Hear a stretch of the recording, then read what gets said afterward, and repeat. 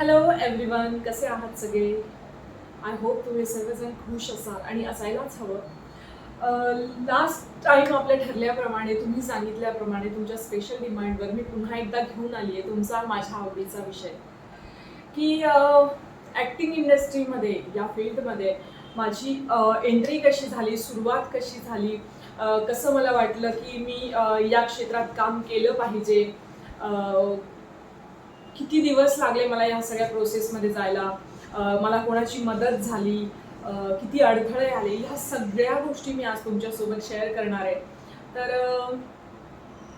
त्याआधी मला असं वाटतंय की ज्यांनी कोणी मला सजेस्ट केलंय, मला असं वाटतं व्हिडिओच्या सुरुवातीला मी त्यांचं नाव घ्यावं, की कोणी मला हा विषय सजेस्ट केलाय, कोणी मला सांगितलं तू यावर व्हिडिओ बनव. पण झालं असं की ज्यांनी कोणी मला नावं सांगितले, ते बरेच जण होते. बऱ्याच जणांची ही डिमांड होती की प्लीज तू तुझ्या करिअरची सुरुवात कशी झाली, तू या क्षेत्राची निवड कशी केली, तू या क्षेत्रात कशी आलीस. हे सगळे जे प्रश्न होते ते बऱ्याच जणांचे होते. त्यामुळे मी आता सगळ्यांचे नावं नाही घेऊ शकत आहे, कारण त्या सगळ्यांचे नावं मी लिहून ठेवली नाही आहेत. सो आजचा हा विषय तुमच्या खास ज्यांनी मला विचारलंय, ज्यांनी नाही विचारलंय, ज्यांना जाणून घेण्याची इच्छा आहे त्या सर्वांसाठी. तर साधारण 2000 आपण म्हणूया 6ला किंवा बरोबर 2006च्या दरम्यान माझ्या डोक्यात आलेलं की माझ्या कॉलेजमधली एक मुलगी जी सिरियलमध्ये वगैरे काम करत होती, किंवा ती माझ्या कॉलेजमध्ये नसेलही, पण मी तिचे नाशिकमध्ये होल्डिंग्स बरेच बघितलेले. जिच्या नाशिकमधल्या लोकल ॲड्समध्ये ती काम करत होती, तिचे होल्डिंग्स लागत होते. आणि मला तिला बघून असं वाटलं की यार, जर ही करू शकते तर आपण का नाही. तिचा स्ट्रगल त्या मागचा बराच असेल, पण एक प्युअर थॉट आपल्या डोक्यात येऊन जातो. तर मला असं वाटलेलं की ही करू शकते तर मी का नाही. मग मी माझ्या घरी फोन केला. मी खूप म्हणजे चंचल आहे. मला असं म्हणजे काही असं सुचलं, काही डोक्यात आलं की कधी करू आणि कधी नाही, मला असं होतं. आणि तेव्हा मी माझ्या आईला फोन केलेला, माझ्या वडिलांना फोन केलेला आणि वडिलांना मी सांगितलं की मला सिरियलमध्ये, मला टी व्हीमध्ये दिसायचं आहे, तर मला त्याच्यासाठी छोट्या छोट्या कामांपासून सुरुवात करावी लागेल. आणि मी तेव्हा कॉलेजला होते. तर मी कॉलेजमधूनच फोन केला. बाहेर खूप जोरदार पाऊस चालू होता आणि मला काय असं माझ्या डोक्यात आलं माहीत नाही. मी त्यांना फोन करून विचारलं, सांगितलं की मला असं असं आहे, तिथे मला जायचं आहे. आणि या आधी मी आगाऊपणा असा केलेला होता की मला समजलं होतं की इथे हे जे आहे हे ॲडव्हर्टाइजमेंट वगैरे बनवतात, तर एकदा जाऊन त्यांना भेट, मला असं कोणी सजेस्ट केलं होतं. तर मी त्यांच्या ऑफिसला गेले, तिथे त्यांना भेटले आणि त्यांना परस्पर घरी काही न सांगता मी तिथे जाऊन त्यांना म्हटलं की मला ॲडव्हर्टाइजमेंट वगैरे करण्यामध्ये किंवा होल्डिंग्स, बॅनर, प्रिंटशूट जे काही असेल मला त्यात इंटरेस्ट आहे. तर जर नाशिकमध्ये काही असेल तर मला प्लीज कळवा. तर त्यांनी मला सांगितलं नाही, त्यांनी मला विचारलं घरी माहिती आहे तुझ्या. आणि मी तिथेच लॅग झाले की यार, मी घरी तर विचारलंच नाहीये. मग मी त्यांना म्हटलं हो माहिती आहे. बोलले ठीक आहे, येताना 2 फोटो आई वडिलांना सोबत घेऊन यायचं. मग मला असं झालं की आता मला घरी सांगावं लागणार आहे. मग मी घरी फोन केला, जसं मी आधी म्हटलं की मी घरी वडिलांना फोन केला. घरी आई वडील दोघं होते. वडिलांनी सांगितलं आईशी बोलून घे. मी आईशी बोलले आणि आईने तिथून मला जे बोलायला सुरुवात केली की तुला यासाठी कॉलेजला पाठवतोय का वगैरे वगैरे वगैरे, बरंच काही झालं. मग मला असं वाटलं की नको यार, मी कॉलेजला येते, उगाच माझं हे कॉलेजला येणं बंद होईल. मग तो डोक्यातून माझ्याविषयी निघून गेला. मग काही वर्षानंतर, बरेच वर्ष गेली, एक साधारण 10-1 वर्ष लोटल्यानंतर माझ्या डोक्यात असं परत एकदा आलं की मी सिरियल्स वगैरे बघत होते आणि मला त्यांना बघून परत असं वाटलं की यार, हे किती छान छान कपडे घालतात. आणि मला पहिल्यापासून, मला लहानपणापासून कपडे घालण्याचा खूप शौक. मला असं वेगवेगळे डिझायनर पीस असं ट्राय करायला, मी घालून असं छान मटकायला मला फार आवडतं. आणि मला हे माझ्या फक्त डोक्यातच होतं. त्याआधी मी असं छान कपडे वगैरे घालून कधी कुठे गेले नव्हते. तर मला असं झालं की यार, हे मी करायलाच पाहिजे. मग मी घरच्यांना कन्व्हिन्स करणं वगैरे ह्या खूप दूरच्या गोष्टी होत्या. पण मला मी राहत होते खेड्यात. मी जे आमचं गाव आहे तिथे शहादा बिलाडीबाग खेडा. अ, तेव्हा मी तिथे राहत असताना मला असं वाटलं की मी करू शकते का? पण मी इथून मुंबईला जाणं हे माझ्यासाठी फार अवघड होतं. त्याच्यापेक्षा जास्त अवघड माझ्यासाठी घरच्यांना कन्व्हिन्स करणं होतं. मग मी घरी सांगायला सुरुवात केली, मला असं करायचंय हे ते. घरच्यांनी नाही म्हणजे नाही असं स्पष्ट शब्दात सांगितलं, "हे तुला करताच येणार नाही. तुला करू देणार नाही. जर तुला करायचं असेल तर तुझा आणि आमचा संबंध नाही." पण असतं ना, की जे नाही सांगितलंय तेच करायचं असतं. तसं माझं झालं आणि मला माहिती होतं, की हे करायचं जर मला असेल, तर यासाठी मला आधी घरातून घरच्यांच्या परमिशनने घराबाहेर पडावं लागेल. तर मग काय करता येईल, काय करता येईल? मग मी घरच्यांना सांगितलं, की मी खेड्यात नाही राहू शकत कारण माझं शिक्षण शहरात झालेलं आहे आणि खेड्यात राहणं म्हणजे आणि तसं म्हणायला गेलं तर ना मी शहरात जरी राहिलेले असले तरी मला असं फार फ्रेंड्स नव्हते की मी ज्यांच्यासोबत खूप सारा टाइम स्पेंड केला असं माझं आधीपासूनच नव्हतं. मी लहान होते किंवा शहरात होते किंवा नाशिकमध्ये राहत होते तेव्हाही मी घरातच असायचे. तर तेव्हा माझं असं झालं की इथून बाहेर पडायचं. तर मग मी घरी सांगितलं माझ्या की मला जॉब करायचा आहे. मग मी माझ्या नाशिकमध्ये माझे रिलेटिव्स, माझी बहीण, माझी मावशी राहत होते. मी त्यांच्याकडे घरच्यांची परमिशन घेऊन मी तिथे गेले. 15 दिवस, महिना गेला मला जॉब शोधण्यात. मग मला एक जॉब मिळाला जिथे मी बॅक ऑफिसला काम करत होते. मग जॉब शोधता शोधता परत मला असं वाटलं की आता आपल्याला मिळाला आहे वेळ, तर आपण ॲक्टिंगसाठी काहीतरी करायला हवं. मग मी ॲक्टिंगचे क्लासेस शोधत होते. मला एक नाव सजेस्ट केलं माझ्या फ्रेंड सर्कलमधून. मग मी त्या सरांकडे गेले. तिथे मी ॲक्टिंगचे क्लासेस वगैरे केले. बऱ्याच गोष्टी मला त्यांच्याकडून खूप चांगल्या गोष्टी शिकायला मिळाल्या. जे नाशिकचे प्रवीण काळोखे सर आहेत नाशिकमध्ये, सगळ्यांनाच माहिती आहेत ते. त्यांच्याकडून बऱ्याच गोष्टी मला शिकायला मिळाल्या. पण झालं असं की मी खूप जास्त म्हणजे माझं असं होतं की मी जास्त लोकांमध्ये जायचं म्हटलं की मला भीती वाटायची, मला लाज वाटायची. अ, मी आय कॉन्टॅक्ट करू शकत नव्हते ह्या सगळ्या लोकांसोबत. मला माझं नाव विचारलं फर्स्ट डेला सरांनी आमच्या, की तुझं नाव काय? तर ते नाव सांगताना मला घाम येत होता, माझे हातपाय हलत होते. एक साधं नाव विचारलं होतं त्यांनी मला. मला खूप भीती वाटत होती. म्हणजे मला समोर असं कोणी उभं केलं आणि काही प्रश्न विचारले, की मला खूप भीती वाटायची. ह्या गोष्टीतून बाहेर कसं निघायचं हे माहीत नाही. पण हे कदाचित माझ्या सरांना माहिती होतं. त्यांनी बराच वेळ दिला मला. ते माझ्याशी खूप फ्रेंडली झाले. पण माझ्यातून ती भीती जात नव्हती माझ्या हातून. तर मी क्लासला जायचे. सगळे काय करतायत ते बघायचे. सरांनी जर काही टास्क दिला, परफॉर्म करायला सांगितलं, की मी करायचेच नाही. मी लाजायचे. मी sorry sir, please sir, next time वगैरे वगैरे करत तो मी विषय टाळायचे तिथे. मी परफॉर्म करणं टाळायचे. असे माझे बरेच दिवस गेले आणि त्यात मला असं झालं की त्यांचं काहीच जात नाहीये. मी मागे पडते. जर मला हे करायचं आहे तर मला स्वतःला मला पुश करायला हवं. कोणाच्या पुश करण्याने मी करू शकणार नाहीये. जर माझं स्वप्न मोठं आहे तर ते मला मार्ग दाखवतायत, पण त्या मार्गावर ॲटलिस्ट दोघं पायांवर उभं राहायचं आणि चालायचं हे मलाच करावं लागणार आहे. जसं मला हे क्लिक झालं आणि तेवढ्यात मला एका माझ्या फ्रेंडने सांगितलं की नाशिकमध्ये एका हिंदी सिरियलचं शूट होत आहे, जे सुला विनियर्ड्स आहे तिथे शूट होणार होतं ते.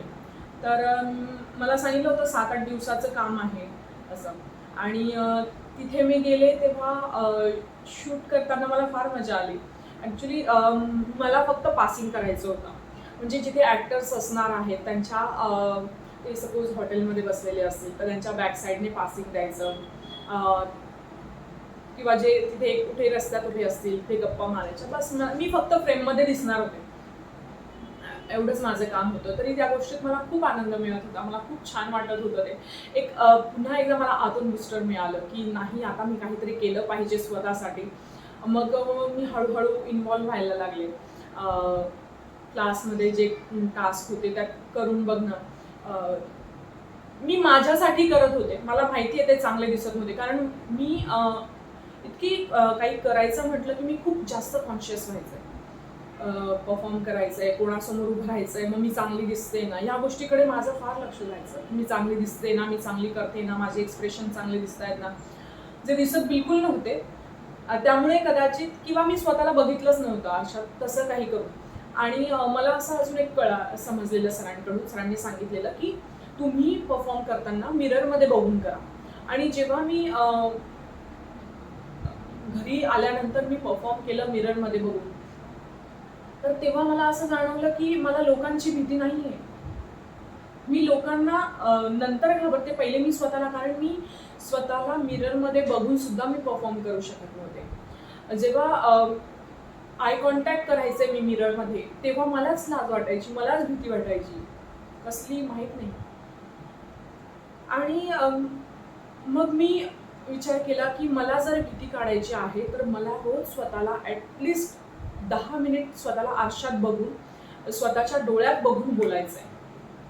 मग मी तशी सुरुवात केली. स्वतःच्या डोळ्यात बघून, आरशात बघून स्वतःला काहीही, कुठल्याही टॉपिकवर मी गप्पा मारायला लागले. आणि मग माझा सेल्फ कॉन्फिडन्स झाला. मी स्वतःकडे बघून बोलायला लागले, एक्सप्रेशन द्यायला लागले, स्माईल करायला लागले. आधी मी मिररमध्ये बघून, माझ्याकडे बघून मला स्माईल करायला भीती वाटत होती. हे ऐकायला खूप वेगळं वाटतंय, पण खरंच असं झालंय. आणि ह्या गोष्टीतून मी बाहेर निघाले. मग क्लासमध्ये आमच्या नाटकाची रिहर्सल वगैरे व्हायला लागल्यात. आणि नाटक वगैरे झालं व्यवस्थित. त्याची तालीम वगैरे झाली आमची. ज्या दिवशी आम्हाला नाटक प्रेझेंट करायचं होतं, परफॉर्म करायचं होतं, तर त्या दिवशी झालं असं, मला भीती होती की सगळे, जेव्हा मी स्वतःला एकटीला आरशात बघायला घाबरते किंवा भीती वाटते, मला लाज वाटते, तेव्हा मी एवढ्या लोकांसमोर कसं काय परफॉर्म करेल, ही खूप भीती होती. सगळे मग मला माझ्या ओळखीचे दिसले तिथे बसलेले मला, तर मग ते माझ्याकडे बघतील तर मला कसं वाटेल, मी विसरणार तर नाही ना. अशा खूप साऱ्या गोष्टी होत्या डोक्यात, खूप साऱ्या गोष्टी चालू होत्या. आणि शेवटी तो दिवस आला परफॉर्म करायचा. आणि जेव्हा मी स्टेजवर गेले, तर माझ्यासमोर पूर्ण अंधार होता. मला पहिले 2-5 मिनिट मला कोणी दिसत नव्हतं. आणि हे माझ्यासाठी उलट चांगलं असायला हवं होतं, की मला कोणी दिसत नाहीये, मी माझं परफॉर्म करते. तर माझ्या डोक्यात तेव्हा हे आलं, की यार कोणीच नाही दिसत आहे. मग कोणी आहे म्हणजे माहित नाही. मी ब्लँक झाले, टोटल ब्लँक झाले मी तिथे. आणि मी माती खाल्ली सेटवर, स्टेजवर. आणि जे काय केलं नाही केलं, मी तिथून आले. मला बाहेर जेव्हा मी विंगेत आले, मेकअप रूममध्ये आले, तेव्हा मला आठवत नव्हतं की मी तिकडे काय बोलून आली. मी वाक्य व्यवस्थित घेतले की मी नाही घेतले, की मी टोटल ब्लँक होते. मला काही आठवत नव्हतं. पण सर फारसे काही तसं बोलले नाही की खूप नाराज झाले किंवा काही असं नाही. पण थोडंसं, आता एवढ्या लोकांसमोर मी काहीतरी माती खाऊन आली म्हटल्यानंतर त्यांच्या चेहऱ्यावर मला ते दिसत होतं की मी त्यांना नाराज केलंय. नंतर खूप दिवस गेला. माझी स्वतःशीच एक हे चालू होतं की का नाही करू शकत आहे, मी का नाही करू शकत आहे. बरं, माझ्याकडे दुसरं ऑप्शन नव्हतं. मी फार डॉक्टर, इंजिनियर नव्हते की मला माझ्याकडे दुसरं ऑप्शन आहे, चल हे नाही तर मी पार्ट टाइम, म्हणजे हे पार्ट टाइम ठेवते किंवा ते फुल टाइम करेल, असं माझ्याकडे काही नव्हतं. आणि मी स्वतःलाच तसं काही दिलं नव्हतं ऑप्शन की मला हे करायचंय. कारण जॉब मी करत होतेच, नो डाऊट, पण मला जॉब लाईफ टाईम नव्हता करायचा. मला ॲक्टिंग फील्डमध्येच यायचं होतं, मला स्क्रीनवर दिसायचं होतं, मला काहीतरी वेगळं करायचं होतं. हे हे माझेच स्वप्न होते, हे मीच निवडले होते, माझ्यावर कोणी लादले नव्हते, मला कोणी फोर्स केला नव्हता आणि ह्या गोष्टी मला माहिती होत्या. तर मी विचार केला की मला कोणी फोर्स करून इकडे पाठवलं नाहीये की नाही तुला हे करायचंच आहे. जर हे मलाच करायचं आहे तर मी स्वतःसाठी एवढे एफर्ट्स घेऊ शकत नाहीये का? जेव्हा मी बघायचंय की माझ्या क्लासमध्ये माझ्या बरोबरचे मुलं इतके छान परफॉर्म करतायत, माझ्यापेक्षा इतकी लहान लहान मुलं इतके छान परफॉर्म करतायत, इतके छान एक्सप्रेशन देत आहेत. बरं ते आधी शिकून आले नव्हते, फार फार तर ते माझ्यापेक्षा 5-6 वर्ष 10 वर्ष आधी शिकलेत, पण ते जन्मतः शिकून आलेले नव्हते. त्यांनी पण प्रॅक्टिस केलेली. सुरुवात त्यांची अशाच भीतीतनं झाली असेल. जर माझी सुरुवात आज आहे तर ठीक आहे, पुढचे जर 2-5 वर्ष मी स्ट्रगल केला, पुढचे 10 वर्ष जे काही असेल ते मी स्ट्रगल जर केला किंवा स्वतःवर मी मेहनत जर घेतली तर मीही हे करू शकते. आणि स्वतःला पुश करत मी करू शकते करत करत मी एक नाटक केलं दुसरं. जे नाटक चांगलं झालं. म्हणजे जसं माझं पहिल्या वेळेस झालं होतं की मी ब्लँक झाले वगैरे, असं काही झालं नव्हतं तेव्हा. तर ती माझ्यासाठी स्वतःसाठी एक अचिव्हमेंट होती.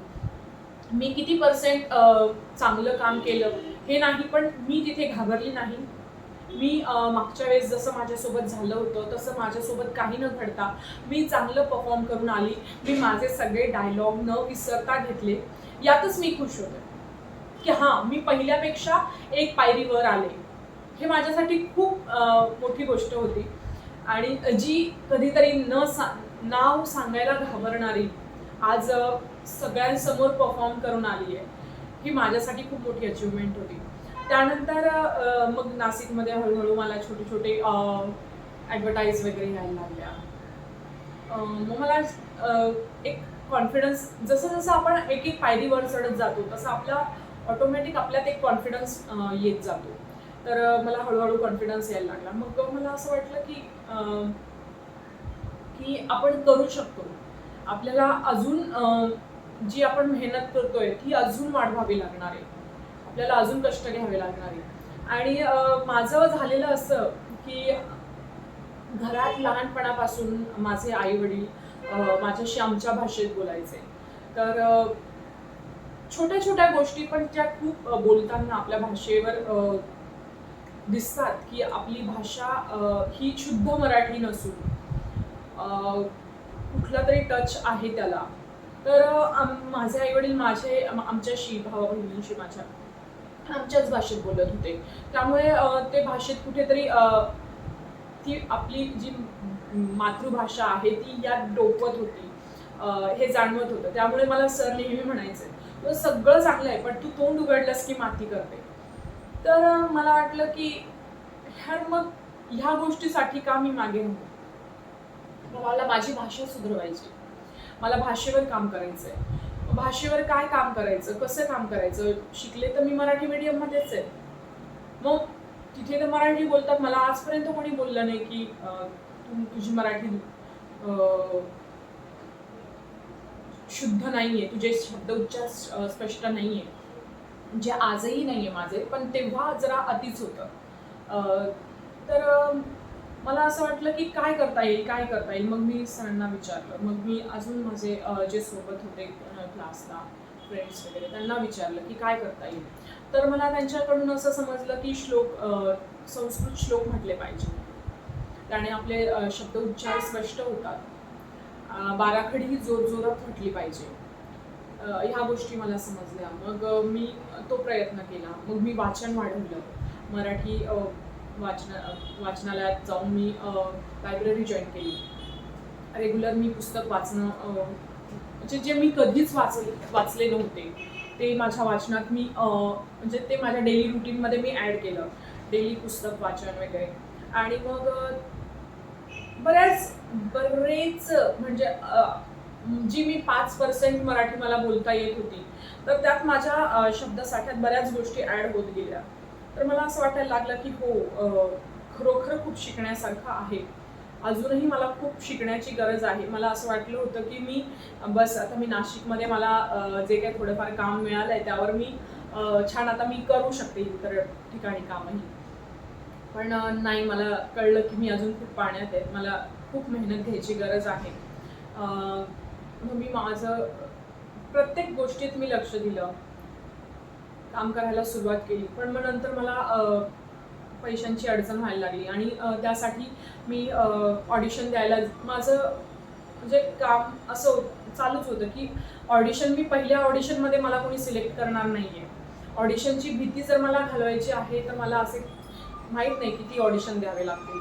त्यामुळे मग मी नाशिकहून मुंबईला ऑडिशन द्यायला यायचे आणि ओपन ऑडिशन्स असायचे आणि ज्यांना माहीत नसेल त्यांच्यासाठी ओपन ऑडिशन म्हटलं की 500-700 मुलं मुली असतात तिथे ऑडिशन द्यायला आलेले. खूप सारी गर्दी असते आणि त्यात आपण ऑडिशन द्यायला आलो आहे. त्या लोकांना बघून एक अजून भीती ह्या सर्वांमध्ये माझा कुठे नंबर लागेल का? ती एक निगेटिव्हिटी डोक्यात यायची. परत दिवसभर एवढं थांबून परत ट्रेनने मला नाशिकला रिटर्न व्हायचं असायचं.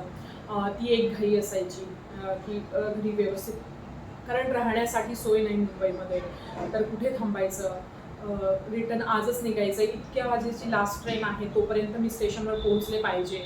बरं प्लॅटफॉर्म कुठला काय काही माहीत नसायचं. या सगळ्या गोष्टी माझ्यासाठी खूप जास्त टफ होत्या कारण मी नाशिकमध्ये मी होते, पण नाशिकमधून नंतर मी बरेच वर्ष खेड्यात राहिले. त्यानंतर खेड्यातनं आल्यानंतर कोणाचाच सपोर्ट नाही.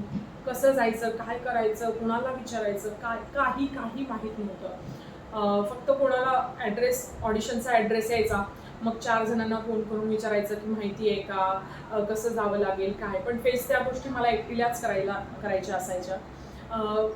तुम्हाला सांगणारे आहेत ते मदत करतातही, पण जेव्हा तुम्ही ॲक्च्युअल तिथे जातात तेव्हा तुमच्या डोक्यात नसतं एवढ्या गोष्टी तुम्हाला फेस कराव्या लागतात. ट्रेनमधून उतरण्यापासून स्टेशनवर उतरण्याआधी तुम्हाला जाऊन तिथे उभं राहायचं असतं. हे मला माहीत नव्हतं. मला वाटलं की आपलं सहज बसमधून उतरलो, स्टेशनवर येऊन थांबली की उभं राहायचं आणि खाली उतरायचं. तर असं बरंच झालेलं.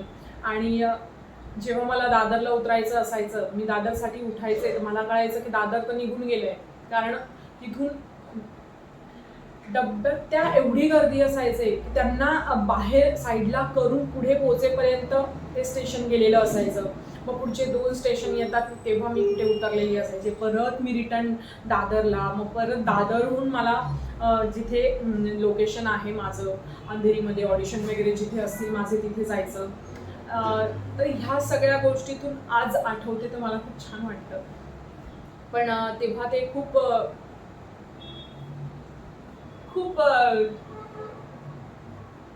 सांगता नाही येणार मला, पण तेव्हा मला फार वाईट वाटायचं की यार मला ह्या छोट्या गोष्टी जमत नाहीये, मला ह्या करता येत नाहीये. मला कोणाचा सपोर्ट हवा होता, मला कोणी सांगायला पाहिजे होतं, माझं कोणीतरी मुंबईमध्ये पाहिजे होतं की जे मला सहज स्टेशनवर घ्यायला येतील किंवा मला राहण्याची सोय होईल. असं आतून खूप वाटायचं. पण नंतर झालं ते ऑडिशन्स देत गेले. बरेच ऑडिशन्स दिले आणि मी एक्सपेक्ट करत नव्हते. मला फक्त माझी भीती घालवायची होती आणि ती माझी भीती 2-5 ऑडिशनमध्ये निघालीच नव्हती. प्रत्येक ऑडिशनमध्ये वाटायचं की यार मी इथे तर विसरलेच, मी हे केलंच नाही, माझं फंबल झालं, मी एक्सप्रेशनच चांगले दिले नाही, मग मी शेवटचं आधीच घेतलं, मी आधीचं शेवटच केलं. बरेच प्रॉब्लेम्स येत गेले. आणि त्यानंतर ऑडिशन्स चालू असताना नाशिकमध्ये मी राहत होते. मग मला काही शूट असलं, मग मला 1-2 शूट यायला लागले, एपिसोडिक शूट. त्यासाठी मी मुंबईला आले. मी ऑफिसमधून सुट्टी मागितली, मला सुट्टी मिळाली नाही. मग शेवटी वैतागून मी म्हटलं की नको मला आणि दिवसभर ऑफिस करून संध्याकाळी क्लास, ह्या सगळ्या गोष्टी करून मला ॲक्टिंगला वेळ देता येत नव्हता. तर मला असं वाटलं की नाही, मला जर ॲक्टिंगमध्ये जायचं आहे तर मला स्वतःला डेव्हलप करण्यासाठी मला बराच वेळ लागणार आहे आणि तो वेळ मी सध्या नाही देऊ शकत आहे त्या गोष्टीसाठी. तर मला जॉब सोडावा लागेल. मग मी जॉब सोडला. प्रॉपर मी रेग्युलर डेली ऑडिशन्स बनवणं, डेली स्क्रिप्ट शोधण्यापासून सुरुवात असायची. सकाळी उठलं की रोज कोणाला एकतरी नंबर आपल्या लिस्टमध्ये ॲड व्हावा की ज्याला आपण आपलं प्रोफाईल पाठवू शकू. असं सुरुवात तिथून होती की लोक कसे जमवायचे, कास्टिंग जे करतात त्यांचे नंबर कसे मिळवायचे. कारण सहजासहजी तुम्हाला हे नंबर मिळत नाही कास्टिंगवाल्यांचे. त्याच्यासाठी जर तुम्ही मागितले तर मी मागितले तर मला फक्त हो देते, लगेच सेंड करते, हो करते ना, अशीच उत्तरं ऐकायला मिळाली. मला नंबर्सही मिळत नव्हते कोणाकडून. तर जेव्हा मी ऑडिशनला जायचे तिथे मी त्या लोकांकडून 1-2 नंबर जे मला मिळायचे मी त्यांना त्यांच्या टचमध्ये राहायचं, त्यांना प्रोफाईल पाठवणं, अशा बऱ्याच गोष्टी होत गेल्या. आणि मग नंतर मला एक काम मिळालं, एपिसोडिक काम होतं, 2 दिवसाचं शूट होतं. त्यासाठी मी मुंबईत आले आणि मुंबईत आल्यानंतर माझं शूट होतं साधारण मड साईडला. आणि मडला शूट होतं माझं फर्स्ट जे मी मुंबईत करत होते. मडला गेल्यानंतर शूट झाल्यानंतर माझं पॅकअप झालं रात्री 11:30-12च्या दरम्यान. आणि तेव्हा माझी मावस बहीण ही शिफ्ट झाली होती. माहीत नाही, मला आता आठवत नाही आहे. कल्याणच्याही पुढे होतं ते, कल्याण डोंबिवलीच्याही पुढे होतं. तर तिथे ती शिफ्ट झालेली आणि मला रात्री तिच्या घरी पोहोचेपर्यंत 2:30 झालेले. आणि सकाळी माझा कॉल टाईम होता 7 वाजता माझा कॉल टाईम होता. 7ची शिफ्ट होती, 6:30चा माझा कॉल टाईम होता. आणि जेव्हा मी दादरला गेले तर दादरला गेल्यानंतर माझं असं झालं की अरे माझी जी ट्रेन होती तिच्या घरी तिच्या लोकेशनपर्यंत पोहोचण्याची, ती ट्रेन निघून गेली होती. आणि रात्री 2:30 वाजता मी दुसरी ट्रेन आल्यानंतर त्या ट्रेनमध्ये बसून मी तिच्या घरी पोहोचेपर्यंत 3:30. आणि 3:30 वाजता 4पर्यंत मी झोपणार, घरी जाऊन मी घरी पोहोचणार तिच्या 4पर्यंत मी झोपणार आणि परत मला 6:30ला यायचं आहे. तर मला असं झालं की मी स्टेशनवरच झोपू का. आणि स्टेशनवर गर्दी असते तर कदाचित मी तो विचार केला असता, पण गर्दीही नव्हती तिथे. म्हणजे माझ्याकडे ऑप्शनच नव्हतं तिच्याकडे जाऊन रिटर्न परत शूटसाठी येण्याचं. तर अशा खूप साऱ्या गोष्टी फेस कराव्या लागतात. जेव्हा तुम्ही एखाद्या गोष्टीसाठी धडपड करताय, तुम्हाला ती गोष्ट हवीच आहे, तर तुम्ही कोणावर ब्लेम करू शकत नाही की तुमच्यामुळे हे झालं, तुम्ही सांगितलं म्हणून मला हे सगळं सहन करावं लागतंय. कारण ही आपली इच्छा असते, हे आपल्यालाच करायचं असतं.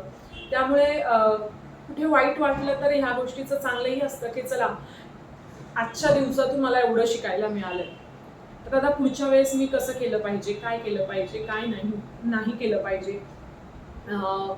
या सगळ्या गोष्टी मला अनुभवातूनच शिकायला मिळाल्या. आणि मला असं वाटतं की जे तुम्हाला अनुभव शिकवतात ते तुम्हाला इतर कोणीही शिकवू शकत नाही. त्यामुळे प्रयत्न करा की अनुभवातून शिकण्याचा. पण असा प्रयत्न नका करू की तुम्हाला कोणी सांगितलंय तिथे प्रॉब्लेम आहे आणि तरी पण तुम्ही नाही अनुभवातून शिकायचं आहे म्हणून मग मी ते ट्राय करतेच. हा निव्वळ बावळटपणाच म्हणेन मी, चुकीचं आहे हे, असं करू नका. तर झालं ऑडिशन मग नेक्स्ट डेचं माझं शूटही व्यवस्थित पार पडलं. त्यानंतर मी पुन्हा नाशिकला गेले. मग परत मला एका शूटसाठी बोलवण्यात आलं. मग नाशिकहून मी ये जा करत होते, माझ्या राहण्याची सोय होत नव्हती. तर मग मी विचार केला की जर मी नाशिकमध्ये राहून मी हे करते तर मी मुंबईमध्ये शिफ्ट होते आणि मी तिथे जाऊन सगळं व्यवस्थित, म्हणजे मला राहण्याची, जाण्याची, लेट पोहोचण्याची, ह्या सगळ्या गोष्टी माझ्यासोबत होणार नाही, की मी मुंबईमध्ये शिफ्ट होते. बरं, मुंबईमध्ये शिफ्ट होते म्हणणं खूप सोपं आहे, पण तितकं सोपं नाही आहे ते. सुरुवात तुमची रेंट, डिपॉझिट या गोष्टीपासून होते. आणि जर तुमच्याकडे काही कामच नाही, घरच्यांकडून तुम्हाला सपोर्ट नाही आहे, तर तुम्हालाच मॅनेज करायचं आहे, तर मग कसं करता येईल. तर त्यासाठी मला घरच्यांकडून थोडी नाही मिळाली असं नाही म्हणणार मी, त्यांच्याकडून मला ॲटलिस्ट माझं रेंट वगैरे जाईल. बाकी काही पैसे मी ॲड करून रेंट वगैरे माझं ह्या गोष्टी झाल्या माझ्या. माझे जेवणाचं वगैरे ह्या गोष्टी सगळ्या मी मॅनेज केल्या. ॲक्च्युली मी घरूनच माझं सगळं आणलं होतं जे काही राहणं खाणं जेवणाचं वगैरे हे मी माझं आणलेलं घरूनच. त्यामुळे मी घरीच बनवायचे आणि माझ्याच हातनं मी बनवून खायचे.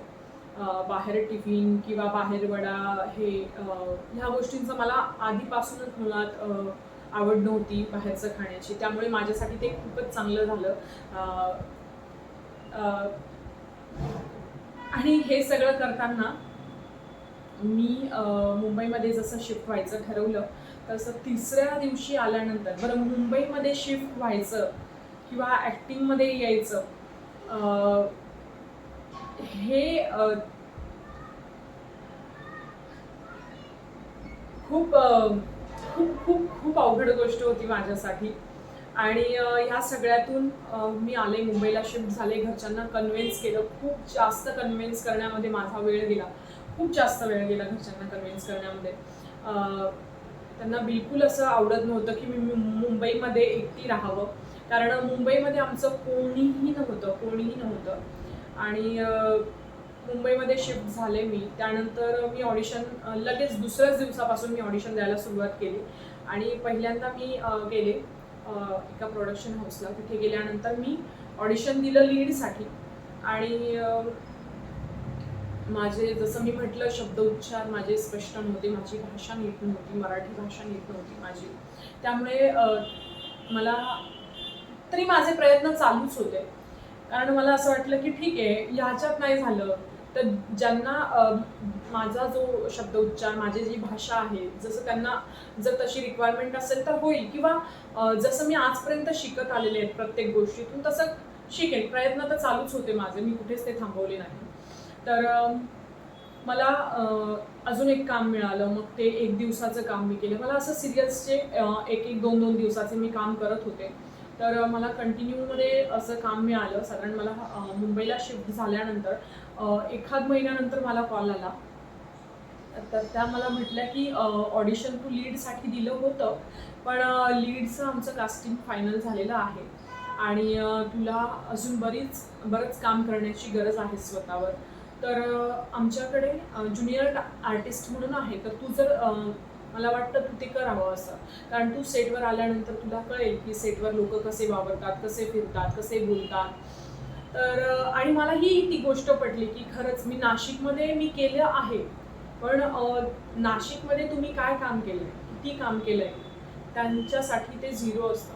तुम्ही मुंबईमध्ये काय केलंय? तुम्ही फिल्म केली आहे, तुम्ही मराठी मूव्ही केला आहे, हिंदी मूव्ही केला आहे, सिरियल्स केले, डेली सोप केले, वेब सिरीज केल्या, काय केलंय? तर तसं माझ्याकडे फार सांगण्यासारखं नव्हतं. तर त्यामुळे मग त्यांनी मला जे सांगितलं ते मला पटलं की ओके ठीक आहे, मी बघते कसं वावरतात, कसं बोलतात. मला शिकण्यासाठी खूप होतं तिथे. तर मी मी त्यांना हो म्हटले आणि मी तिथे गेले. ॲक्च्युली ज्युनियर आर्टिस्टला किती काम असतं हे मला माहीत नव्हतं तेव्हा, खरं सांगायचं तर. आणि मी सेटवर गेले. माझा जो लूक होता तर त्यानंतर मला असं जाणवलं की स्क्रीनवर मी आधी मला माहीत नव्हतं मी ज्युनियर आर्टिस्ट म्हणून मी जे लीड आहेत त्यांच्या आजूबाजूला असायचे. पण मी कितपत दिसते हे मला माहीत नव्हतं. कारण शूट आमचं झाल्यानंतर तो एपिसोड जेव्हा टेलिकास्ट होणार त्यात बरेच दिवस गेले. आणि जेव्हा मी बघितलं तेव्हा मला असं कळलं की अरे, मी तर फक्त म्हणजे माझ्या साडीचाच कलर दिसतोय. मग माझा फेसही क्लिअर दिसत नव्हता कारण मी ब्लर असायचे. मग मी माझ्या घरच्यांना सांगितलं की मी ग्रीन कलरची साडी जी आहे ती मी आहे, ऑरेंज कलरची साडी जी आहे आजच्या एपिसोडमध्ये मी ऑरेंज कलरची साडी घातलेली आहे, बरं ही मी आहे, ती मी आहे. तर मला असं वाटलं की ह्यार मी यासाठी नव्हते आले इथे, मला अजून काहीतरी करायचं आहे जेणेकरून मी क्लिअर दिसेल ॲटलिस्ट स्क्रीनवर. मग ते काम केलं मी 3-4 महिने ते काम माझं झालं. त्यानंतर मी कामाला मला जसे कामं येत गेले तसे मी एपिसोडिक 2-3 दिवसाचे, 1-2 दिवसाचे असेच कामं मिळत होते. तसे कामं मी केले. आणि असं झालं की महिन्यातले मला फार तर 1-2 कामं मिळत होती. आणि त्या 1-2 कामांमध्ये माझं रेंटही देणं होत नव्हतं. घरनं रेंटचे पैसे माझे निघत होतेच, पण एक स्वतःचं काहीतरी असावं असं माझं काहीच होत नव्हतं. आणि नेमकं 1-2 दिवसाच्या कामांमध्ये पूर्ण महिना घरात बसून राहणं आणि जेव्हा तुम्हाला कळतं की तुमच्या सोबत तुमच्या ओळखीचे जे आहेत त्यांच्याकडे कामं आहेत, तुमच्याकडे काही काम नाही आहे, प्लस तुम्हाला घरून सारखं विचारलं जाते, रिलेटिव्स तुम्हाला विचारतायत की सध्या काय करते, सध्या काय करते, तेव्हा तुमच्याकडे सांगायला काहीच नसतं. ते तुम्हाला डिप्रेशन येतं, टेन्शन, निगेटिव्हिटी. जेव्हा तुम्ही रिकामे असतात तेव्हा तुमच्या आजूबाजूला सगळे असेच विचार फिरत असतात. काय करायचं, कसं करायचं? ह्या सगळ्या विचारांमध्ये मला एक काम मिळालं आणि ज्यात मी खूप खुश झाले. जे होतं माझं झी मराठीवर महाराष्ट्राचा सुपरस्टार आणि झालं असं की टॉप मी 3 ऑडिशन्स दिले त्याच्यासाठी. पहिल्या ऑडिशनमध्ये सिलेक्शन झालं तर त्यांनी मला दुसऱ्या ऑडिशनसाठी बोलवलं आणि दुसरं ऑडिशन झालं त्याच दिवशी तिसरंही ऑडिशन झालं माझं. त्यातही माझं सिलेक्शन झालं. तर मला असं वाटलं की यार ठीक आहे, मी ॲटलिस्ट काहीतरी प्रगती करते की मी 3 ऑडिशनमधून पास होऊन मी इथपर्यंत पोहोचले आणि साधारण ते 2,500-3 हजार चा क्राऊड जो होता त्यातनं त्यांनी टॉप 36 काढलेले. 36 लोक 2,500 36 मुलं मुली 2,500 तर माझ्यासाठी ही खूप मोठी गोष्ट होती आणि परफॉर्म झालं तिथे. सगळं व्यवस्थित पार पडत होतं आणि आमची रिहर्सल वगैरे झाली, परफॉर्म केलं आणि तेव्हाच मी त्या 36मधून मी पहिल्याच राऊंडमध्ये मी बाहेर निघाले. तर पुन्हा एकदा असं झालं की यार ठीक आहे, इथपर्यंत पोहोचले, यात मी खुश होते, पण मग अजून पुढे का नाही जाऊ शकले याच्यासाठी परत माझं स्वतःशीच सुरू झालं की का नाही का नाही का नाही. आणि नंतर सुरू झाला कोरोनाचा पिरियड. त्यात काम नाही, घरातच बसून राहणं. मग मी विचार केला की नाही, आता जर अशी परिस्थिती राहील कंटिन्युअस तर मी नाही राहू शकत इथे. माझ्याकडे सध्या काही काम नाही आहे. मग मी पुन्हा माझ्या गावी गेले, तिथे राहिले. साधारण 2-1 वर्ष मी गावी राहिल्यानंतर मी पुन्हा एकदा आले. 1 वर्ष पुन्हा एकदा मी ते पूर्णच कोरोनाचं पूर्ण क्लिअर झालं, कारण तोपर्यंत माझ्याकडेच नाही तर कोणाकडेच काम नव्हतं, कारण सगळं कामच बंद होतं, सगळ्याच साईडने बंद होतं. दुसरं तुम्ही काही घरात बसण्याशिवाय तुम्ही दुसरं काही करू शकत नव्हते. तर नंतर पुन्हा मी मुंबईत शिफ्ट झाले. सगळं व्यवस्थित पार पडल्यानंतर, सगळं व्यवस्थित सुरळीत सुरू झाल्यानंतर मी पुन्हा एकदा मुंबईत शिफ्ट झाले आणि पुन्हा माझं 1-2 दिवसाचे कामं असं सुरू झाले. पण मग मी आता ठरवलं की नाही, मला आता रेग्युलर मला कंटिन्युअस असं काहीतरी काम हवं आहे. आता मी हे 1-2 दिवसाचं काम जर मी असं करत राहिले तर मग आयुष्यभर मी त्यातच राहील, जोपर्यंत मी स्वतःला सांगत नाही की नाही बस, मला आता पुढे अजून काही करायचे. कारण जेव्हा मी माझं काम सोशल मीडियावर मी पोस्ट करत होते तेव्हा मला असा प्रश्न यायचा की उद्या पण असणार आहे का, तू रोज दिसणार आहेस का. तर मला फार हे वाटायचं की यार लोक मला बघण्यासाठी खरोखर एवढे म्हणजे त्यांना इतकं मला बघावंसं वाटतंय आणि मी फक्त 1च दिवसाचं काम करते. मी मुंबईमध्ये राहते आणि मी 1 दिवसाच्या कामासाठी मी जर मुंबईमध्ये एवढा माझा वेळ वाया घालवते, म्हणजे वाया घालवतेच म्हणता येईल त्याला. कारण एवढे दिवस राहून जर तुम्हाला एक चांगलं काम तुम्ही मिळवू शकत नाहीये तर मग काय उपयोग आहे त्याचा. आणि कॉन्टॅक्ट्स तोपर्यंत मी बरेच जमा केले होते. रोजचे डेली कमीत कमी 10-15 लोकांना प्रोफाईल पाठवणं, कमीत कमी 10-15 लोकांची प्रोफाईल पाठवणं डेली. आणि जर तुमच्या हाताला एकही काम येत नाहीये, तुमच्याकडे एकही काम येत नाहीये, तर कुठेतरी तुम्ही अजून कमी पडताय. बस ठरवलं की रोजचं काहीही झालं तरी 1 ऑडिशन सेंड करणं, बनवणं, वाचन वाढवलं, सगळ्या गोष्टी सगळ्या साईडने जे जे मला करता येईल ते सगळं मी करण्याचा पूर्ण प्रयत्न केला आणि सगळं व्यवस्थित चालूच होतं.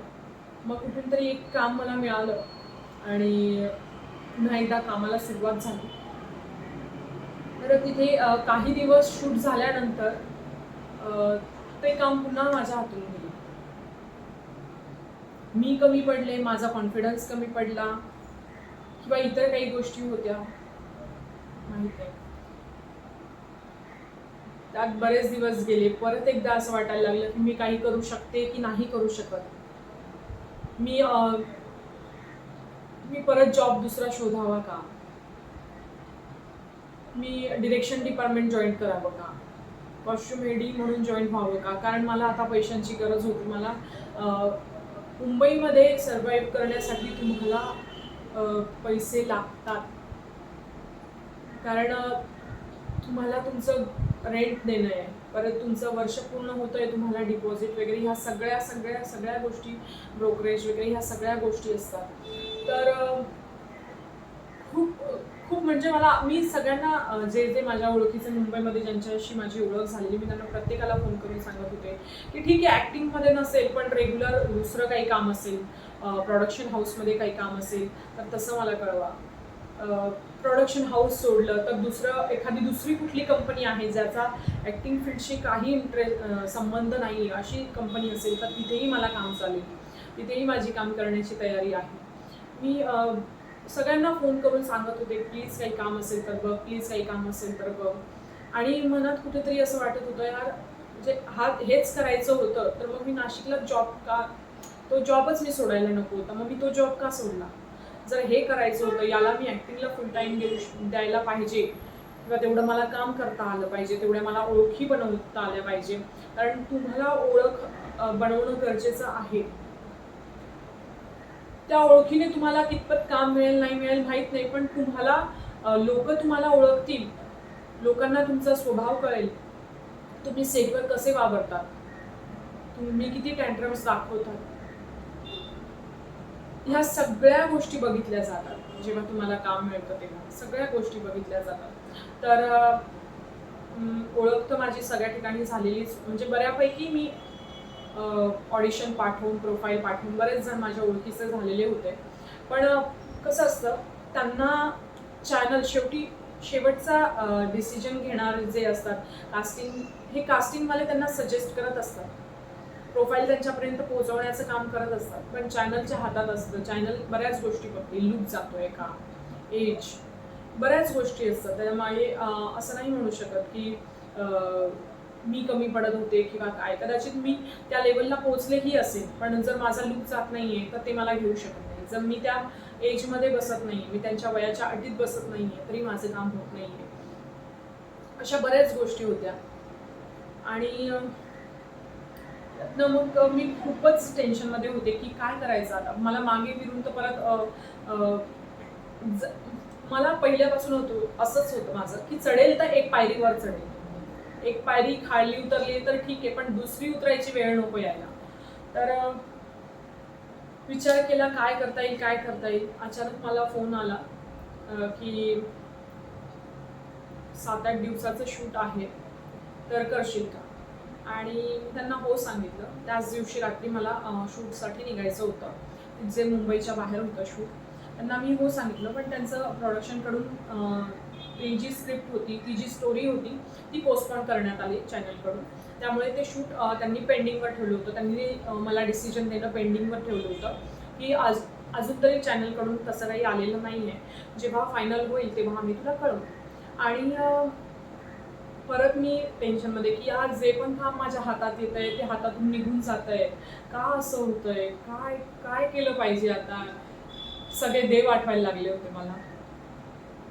आणि त्यातनं मग असं झालं की आता काय करायचं. प्रार्थना करणं, विनवण्या करणं हे सगळं चालूच होतं. पण मग मला अचानक एक फोन आला आणि त्यांनी सांगितलं सध्या कुठलं काम घेतलंयस का. तर मी म्हटलं नाही, आता एक आहे, पण त्यांनी अजून मला कन्फर्म तसं कळवलेलं नाही आहे. ते बोलले की आज संध्याकाळपर्यंत समजलं तर ठीक, म्हणजे आता 1-2 तासात समजलं तर ठीक, नाही तर मग स्टोरी पोस्टपोन होते, मग नेक्स्ट वीक असेल तर तसं आम्ही तुला कळवू. तर ते मला बोलले सर की नाही, तू कुठलंच काम घेऊ नकोस, एक कंटिन्यू ट्रॅक आहे, जे उद्यापासून शूट आहे, उद्या तुला तिथे जायचं आहे. आणि मला म्हणजे मी इतकी खुश झाले तेव्हा. मी त्यांना म्हटलं पण की सर तुम्ही समोर असते तर मी तुमच्या पायाच पडले असते. कारण माझ्या डोक्यात इथपर्यंत विचार आले होते की मी आता ही फील्डच सोडू का, कारण ह्या क्षेत्रासाठी मी बरेच वर्ष केले आहेत. आता माझ्याकडून काही होईल असं मला वाटत नाही आहे, तर मी आता हे सोडू का आणि मी दुसरं काहीतरी काम शोधू का. आणि तेव्हा जर मला त्यांचा फोन येतोय की उद्यापासूनच तुझं शूट आहे, रात्री मला साधारण 8:30-9 वाजता त्यांचा फोन आला, उद्या सकाळी 7 वाजेचा कॉल टाईम आहे तुझा आणि तुला शूटवर जायचं आहे, कंटिन्यू काम आहे. तर तेव्हा मी, कारण माझा जो पास्ट बघितला मीच स्वतः, तर मला असं वाटलं की ठीक आहे, कंटिन्यू काम आहे, महिन्यातले 10-12 दिवस सांगितलेत म्हणजे आपण 2-4 पकडायचे, कारण जेवढे सांगतात तेवढे दिवस लागतातच असं काही नाही. तर मी ओके होते, ठीक आहे 4 दिवस तर 4 दिवस, बाकीचे दिवस मी दुसरं काम शोधेन वगैरे, असं सगळं चालू होतं. आणि शूट माझं सुरू झालं आणि व्यवस्थित त्यांनी सांगितले त्यापेक्षा माझे जास्त दिवस भरायला लागले. या गोष्टीचा मला खूप आनंद आहे आणि जे माझे काम अजूनही कंटिन्यू चालू आहे. कलर्स मराठीवर आई मायेचं कवच रात्री 10 वाजताची सिरियल येते, त्यात मी सब इन्स्पेक्टर नीता सावंतचं काम करते. तर ज्यांनी कोणी बघितलं नसेल, ज्यांनी कोणी आधी सिरियल बघितली नसेल, ते ग्रुपवरही जाऊन पहिल्या दिवसापासूनचे एपिसोड बघू शकतात, कारण सिरियल सुरू होऊन आता साधारण 1.5-2 महिने झाले असतील. तर फार असं तुम्हाला काही पेंडिंग असं नाही आहे, तुम्ही बघू शकतात सिरियल. आणि जर तुम्ही माझं चॅनल सबस्क्राईब केलं नसेल तर खाली रेड कलरमध्ये सबस्क्राईब लिहिलेलं आहे, त्या बटनवर क्लिक केलं, त्याच्या बाजूलाच बेल आयकॉन आहे, त्याला क्लिक केलं तर मी ज्या पण याच्या पुढच्या पोस्ट टाकणार आहे त्या तुमच्यापर्यंत पोहोचतील. तुम्हाला सर्वप्रथम त्याचं नोटिफिकेशन येईल, तुम्हाला हव्या तेव्हा तुम्ही ते बघू शकता. आणि लाईक करा जर तुम्हाला माझा व्हिडिओ आवडला असेल, शेअर करा तुमच्या फ्रेंड सर्कलमध्ये. तुम्हाला असं वाटत असेल की तुम्ही माझ्याकडून अजून काही जाणून घ्यायचं आहे तुम्हाला, किंवा मी अजून कुठला नेक्स्ट व्हिडिओ माझा मी कशावर बनवायचा, हे जर तुम्हाला जाणवत असेल, वाटत असेल, ऐकायची इच्छा होत असेल, तर प्लीज तुम्ही मला कमेंट बॉक्समध्ये नक्की कळवा. थँक्यू.